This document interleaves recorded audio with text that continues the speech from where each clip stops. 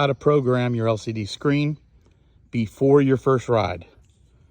You're going to first hold the circle down for 2 seconds. That turns on the LCD. You got 3 buttons over here, a plus and a minus and a circle. Hold that to turn it on and off. That is how you turn on and off your vehicle. Now, when we want to program the screen, we hold down the plus and the minus at the same time. You now notice that it went into programming mode, which is P. If you want to go to the next screen, you will hit the circle. Now you see it went back to standard, so we'll have to do it again. Hold the plus and the minus. It's now in programming mode. You see the P. Screen number 1. We hit the circle. It goes into the second screen. Hit the circle. Hit the circle. You can see it scrolling through the screens. There are 20 screens in programming mode, and I'm going to go through what each one should be.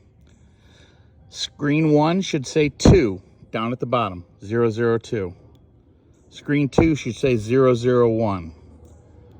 Screen 3 should say 048. Screen 4 should say 010. Screen 5 should say 001.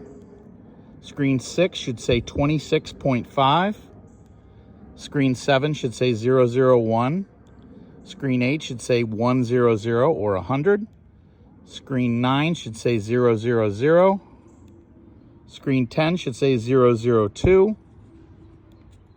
Screen 11 should say 003. Screen 12 should say 005.